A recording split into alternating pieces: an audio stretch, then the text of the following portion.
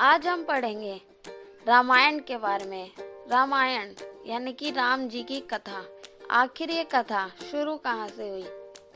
कौशल प्रदेश, जिसकी स्थापना वैवस्वत मनु ने की थी, पवित्र सरयू नदी के तट पर स्थित है। सुंदर एवं समृद्ध अयोध्या नगरी इस प्रदेश की राजधानी है। वैवस्वत मनु के वंश में अनेक शूरवीर, पराक्रमी, प्रतिभाशाली तथा यशस्वी राजा हुए, जिनमें से राजा दशरथ भी एक थे। राजा दशरथ वेदों के मर्मज्ञ, धर्मप्राण, दयालु, रणकुशल और प्रजापालक थे। उनके राज्य में प्रजा कष्ट रहित, सत्यनिष्ठ एवं ईश्वर भक्त थी। उनके राज्य में किसी का कृषि के प्रति द्वेष भाव का सर्वथा अभाव था। एक दिन दर्पण में अपने कृष्ण वर्ण केशों के मध्य एक श्वेत रंग के केश को देखकर महाराज दशरथ विचार करने लगे कि अब मेरे यौवन के दिनों का अंत निकट है और अब तक मैं निसंतान हूँ। मेरा वंश आगे कैसे बढ़ेगा तथा किसी उत्तराधिकारी के अभाव में राज्य का क्या होगा? इस प्रकार विचार करके उन्होंने पुत्र प्राप्ति हेतु पुत्र यष्टि यज्ञ करने का संकल्प किया। अपने कुल गुरु वशिष्ठ जी को बुलाकर उन्होंने अपना मंतव्य बताया तथा यज्ञ के लिए उचित विधान बताने की प्रार्थना की। उनके विचारों को उचित तथा युक्ति युक्त जानकर गुरु वशिष्ठ जी बोले, हे राजन, पुत्र यष्टि यज्ञ करने से अवश्य ही आपकी मनोकामना पूर्ण होगी, ऐसा मेरा विश्वास है। अतः आप शीघ्र अतिशीघ्र अश्वमेघ यज्ञ करने तथा उनके लिए एक सुंदर श्याम कर्ण अश्व छोड़ने की व्यवस्था करें। गुरु वशिष्ठ की मंत्र गणा के अनुसार शीघ्र ही महाराज दशरथ के सरयू नदी के उत्तरी तट पर सुसज्जित एवं अत्यंत मनोरम यज्ञशाला का निर्माण करवाया तथा मंत्रियों और सेवकों को सारी व्यवस्था करने की आज्ञा देकर महाराज दशरथ ने रानीवास में जाकर अपनी तीनों रानियों कौशल्या, कैकेयी और सुमित्रा को यह शुभ समाचार सुनाया। महाराज के वचनों को सुनकर सभी रानियां प्रसन्न हो गई। मंत्रीगणों तथा सेवकों ने महाराज की आज्ञा अनुसार श्याम कर्ण घोड़ा चतुरंगिनी सेना के साथ छुड़वा दिया। महाराज दशरथ ने देश देशांतर के मनस्वी, तपस्वी, विद्वान, ऋषि मुनियों तथा वेद विज्ञ प्रकांड पंडितों को यज्ञ समर्पित कराने के लिए बुलावा भेज दिया। निश्चित समय आने पर समस्त अभ्यागतों के साथ महाराज दशरथ अपने गुरु वशिष्ठ जी तथा अपने परम मित्र अंग देश के अधिपति लोकपात के जमाता श्रृंग ऋषि को लेकर यज्ञ मंडप में पधारे। इस प्रकार महान यज्ञ का विधिवत शुभारंभ किया गया। संपूर्ण वातावरण वेदों की सृचाओं के उच्च स्वर में, पाठ में गूंजने तथा समिधा की सुगंध से महकने लगा। समस्त पंडितों, ब्राह्मणों, ऋषियों आदि को यथोचित धन धान्य, गौ आदि भेंट करके सादर विदा करने के साथ यज्ञ की समाप्ति हुई। राजा दशरथ ने यज्ञ के प्रसाद शरा को अपने महल में ले जाकर अपनी तीनों रानियों को दे दिया। प्रसाद ग्रहण करने के परिणाम स्वरूप परमपिता परमात्मा की कृपा से तीनों रानियों ने गर्भ धारण किया।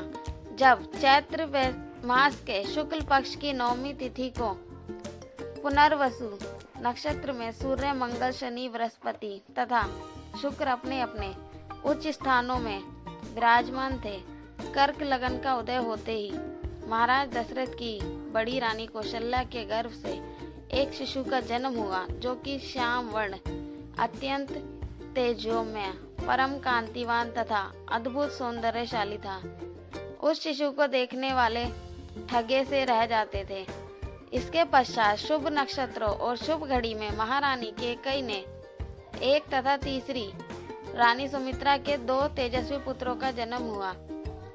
संपूर्ण राज्य में आनंद मनाया जाने लगा। महाराज के 4 पुत्रों के जन्म के उल्लास में गंधर्व गान गाने लगे और अप्सराएं नृत्य करने लगी। देवता अपने विमानों में बैठकर पुष्प वर्षा करने लगे। महाराज ने उन्मुक्त हस्त से राजद्वार पर आए हुए भाट, चारण तथा आशीर्वाद देने वाले ब्राह्मणों और याचकों को दान दक्षिणा दी। पुरस्कार में प्रजाजनों को धन धान्य तथा दरबारियों को रत्न, आभूषण तथा उपाधियां प्रदान किया गया। चारों पुत्रों का नामकरण संस्कार महर्षि वशिष्ठ के द्वारा कराया गया तथा उनके नाम रामचंद्र, भरत, लक्ष्मण और शत्रुघ्न रखे गए। आयु बढ़ने के साथ ही साथ रामचंद्र गुणों में भी अपने भाइयों से आगे बढ़ने तथा प्रजा में अत्यंत लोकप्रिय होने लगे। उनमें अत्यंत विलक्षण प्रतिभा थी, जिसके परिणाम स्वरूप अल्पकाल में वे समस्त विषयों में पारंगत हो गए। उन्हें सभी प्रकार के अस्त्र शस्त्रों को चलाने तथा हाथी, घोड़े एवं सभी प्रकार के वाहनों की सवारी में उन्हें असाधारण निपुणता प्राप्त हुई। वे निरंतर माता पिता और गुरुजनों की सेवा में लगे रहते थे। उनका अनुसरण शेष 3 भाई भी करते थे। गुरुजनों के प्रति जितनी श्रद्धा भक्ति इन चारों भाइयों में थी, उतना ही उनमें परस्पर प्रेम और सौहार्द भी था। महाराज दशरथ का हृदय अपने चारों पुत्रों को देखकर गर्व और आनंद से भर उठता था। अयोध्यापति महाराज दशरथ के दरबार में यथोचित आसन पर गुरु वशिष्ठ, मंत्रीगण और दरबारीगण बैठे थे। अयोध्या ध्यानरेश ने गुरु वशिष्ठ से कहा, हे गुरुदेव, जीवन तो क्षण भंगुर है और मैं वृद्धावस्था की ओर अग्रसर होते जा रहा हूँ। राम, भरत, लक्ष्मण और शत्रुघ्न चारों ही राजकुमार अब वयस्क भी हो चुके हैं। मेरी इच्छा है कि शरीर को त्यागने से पहले राजकुमारों का विवाह देख लूं। अतः आपसे निवेदन है कि इन राजकुमारों के लिए योग्य कन्याओं की खोज करवाएं। महाराज दशरथ की बात पूरी होते ही द्वारपाल ने ऋषि विश्वामित्र के आगमन की सूचना दी। स्वयं राजा दशरथ ने द्वार तक जाकर विश्वामित्र की अभ्यर्थना की और आदर पूर्वक उन्हें दरबार के अंदर ले आए तथा गुरु वशिष्ठ के पास ही आसन देकर उनका यथोचित सत्कार किया। कुशल क्षेम पूछने के पश्चात राजा दशरथ ने विनम्र वाणी में ऋषि विश्वामित्र से कहा, हे मुनिश्रेष्ठ, आपके दर्शन से मैं कृतार्थ हुआ तथा आपके चरणों की पवित्र धूलि से यह राज दरबार और संपूर्ण अयोध्यापुरी धन्य हो गई। अब कृपा करके आप अपने आने का प्रयोजन बताइए। किसी भी प्रकार की आपकी सेवा करके मैं स्वयं को अत्यंत भाग्यशाली समझूंगा। राजा के विनयपूर्ण वचनों को सुनकर मुनि विश्वामित्र बोले, हे राजन, आपने अपने कुल की मर्यादा के अनुसार ही वचन कहे हैं।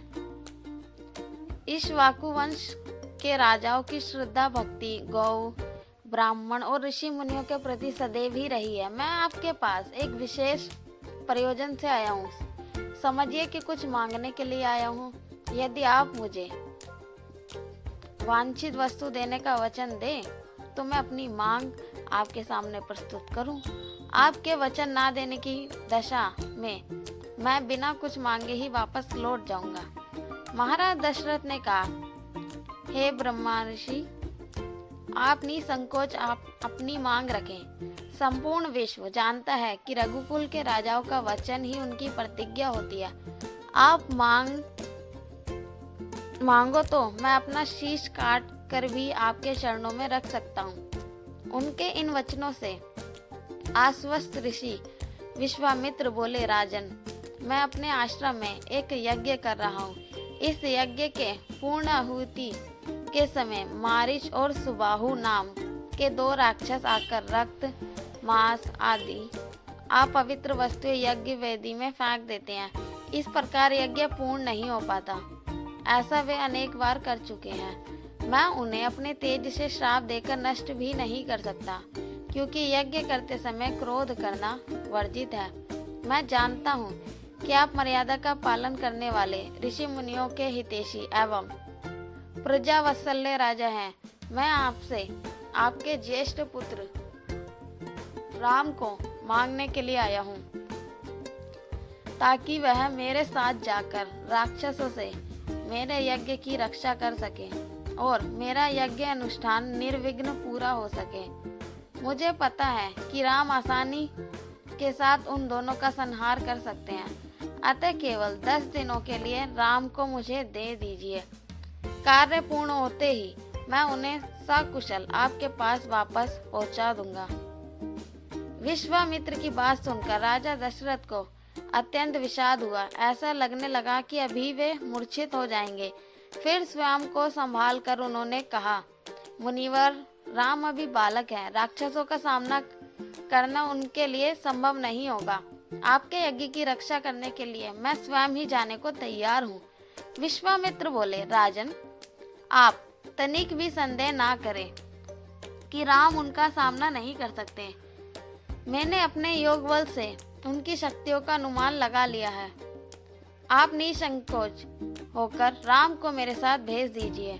इस पर राजा दशरथ ने उत्तर दिया, हे मुनि श्रेष्ठ, राम ने अभी तक किसी राक्षस के माया प्रपंचों को नहीं देखा है और उसे इस प्रकार के युद्ध का अनुभव भी नहीं है। जब से उसने जन्म लिया है, मैंने उसे अपनी आंखों के सामने से कभी ओझल भी होने नहीं दिया है। इसके वियोग से मेरे प्राण निकल जाएंगे। आपसे विनय है कि कृपा करके मुझे ससैन्य चलने की आज्ञा दें। पुत्र मोह से ग्रसित होकर राजा दशरथ को अपनी प्रतिज्ञा से विचलित होते देख ऋषि विश्वामित्र आवेश में आ गए। उन्होंने कहा, राजन, मैं नहीं जानता था कि रघुकुल में अब प्रतिज्ञा पालन करने की परंपरा समाप्त हो गई है। यदि जानता होता तो मैं कदापि नहीं आता। लो, मैं अब चला जाता हूँ। बात समाप्त होते होते उनका मुख क्रोध से लाल हो गया। विश्वामित्र को इस प्रकार क्रोधित होते देखकर दरबारी एवं मंत्रीगण भयभीत हो गए और किसी प्रकार के अनिष्ट की कल्पना से वे कांप उठे। गुरु वशिष्ठ ने राजा को समझाया, हे राजन, पुत्र के मोह में ग्रसित होकर रघुकुल की मर्यादा, प्रतिज्ञा पालन और सत्यनिष्ठा को कलंकित मत कीजिए। मैं आपको परामर्श देता हूँ कि आप राम के बालक होने की बात को भूलकर एवं निसंकोच होकर राम को मुनिराज के साथ भेज दीजिए। महामुनि अत्यंत विद्वान, नीतिपूर्ण और अस्त्र शस्त्र के ज्ञाता हैं। मुनिवर के साथ जाने से राम का किसी प्रकार से भी अहित नहीं हो सकता। उल्टे वे इनके साथ रहकर शस्त्र व शास्त्र विद्याओं में अत्यधिक निपुण हो जाएंगे तथा उनका कल्याण भी होगा। गुरु वशिष्ठ के वचनों से आश्वस्त होकर राजा दशरथ ने राम को बुलावा भेजा। राम के साथ साथ लक्ष्मण भी वहां चले आए। राजा दशरथ ने राम को ऋषि विश्वामित्र के साथ जाने की आज्ञा दी। पिता की आज्ञा शिरोधार्य करके राम के मुनिवर के साथ जाने के लिए तैयार हो जाने पर लक्ष्मण ने भी ऋषि विश्वामित्र के साथ चलने के लिए प्रार्थना की और अपने पिता से भी राम के साथ जाने के लिए अनुमति मांगी। अनुमति मिल जाने पर राम और लक्ष्मण सभी गुरुजनों से आशीर्वाद लेकर ऋषि विश्वामित्र के साथ चल पड़े। समस्त अयोध्या वासियों ने देख कि मंद धीर गति से जाते हुए मुनि श्रेष्ठ विश्वामित्र के पीछे पीछे कंधों पर धनुष और तरकस में बाण रखे दोनों भाई राम और लक्ष्मण ऐसे लग रहे हैं मानो ब्रह्मा जी के पीछे दोनों अश्विनी कुमार चलने जा रहे हैं। अद्भुत कांति से युक्त दोनों भाई गौ की त्वचा से बने दस्ताने पहने हुए थे। हाथों में धनुष और कटी में तीक्ष्ण धार वाली कृपाणें शोभायमान हो रही थी। ऐसा प्रतीत होता था मानो स्वयं शौर्य ही शरीर धारण करके चले जा रहे हैं।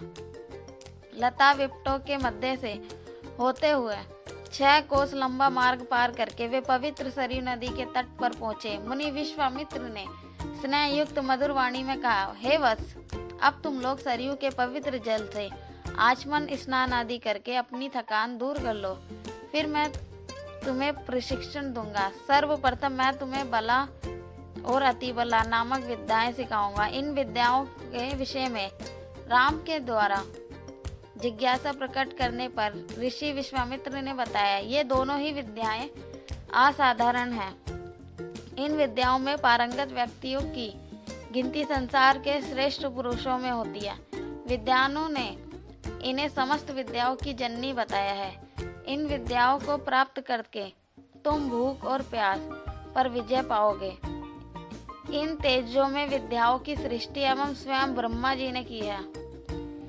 इन विद्याओं को पाने का अधिकारी समझकर मैं तुम्हें इन्हें प्रदान कर रहा हूँ। राम और लक्ष्मण के स्नान आदि से निवृत्त होने के पश्चात विश्वामित्र ने उन्हें इन विद्याओं की दीक्षा दी। इन विद्याओं को प्राप्त हो जाने पर उनके मुखमंडल पर अद्भुत कांति आ गई। तीनों ने सरयू तट पर ही विश्राम किया। गुरु की सेवा करने के पश्चात दोनों भाई तृण शैयाओं पर सो गए।